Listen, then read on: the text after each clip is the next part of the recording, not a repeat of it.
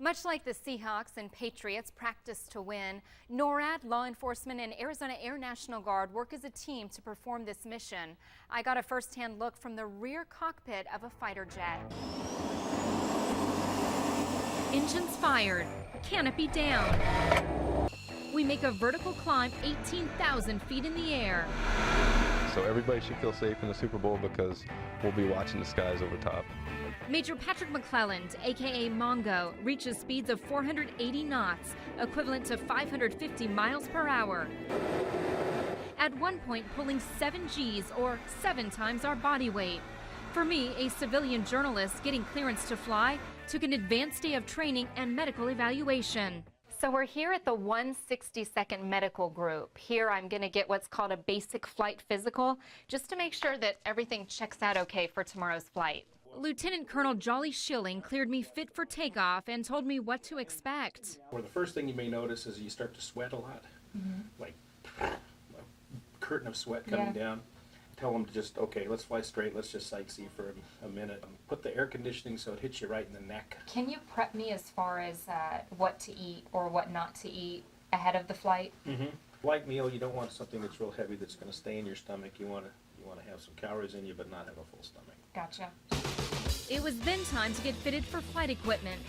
We'll be good there. It'll be the smallest flight suit we have, so. Boots in hand, I make a quick change in the ladies' room. All right, so this is my flight suit.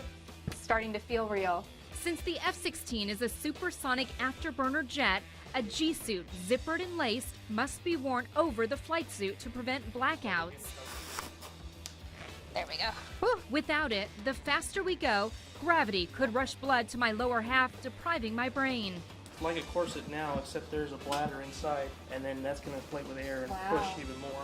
It's fitted with pouches that inflate around my stomach and legs, restricting blood drainage. Good, thank you. You don't want your legs to go to sleep, but I mean, you can feel it's a little bit snug now, but it's got a little play. You just want the play to go away. Most of the plates, this part right here, actually can get to this big. A helmet and oxygen mask are also fitted. For my breathing, would you breathe out of your nose or mouth? D, all the above. Okay. So once this goes out, we're good, and we're going to go on to the next one. Hold your breath. Lights out. Good. Breathe. How's that feel? And finally, emergency training by way of parachute. There we go. Pull them down, all the way down past your waist. All the way down, all the way down, all the way down.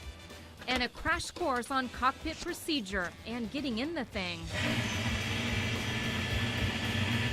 We wrapped up the day with a tour of the Air Defense Facility, equipping multiple cockpits with cameras to record what happens inside an F-16 from acceleration to landing. Also capturing how pilots engage and escort out any aircraft caught entering the no-fly zone above University of Phoenix Stadium. For completing the flight without getting sick, Major McClelland says, I earned my patches. Coming up at 6 o'clock, we'll show you how F-16 pilots refuel in the air and how they carry out their mission of tracking and intercepting airspace intruders. I'm Rebecca Taylor, News 4 Tucson.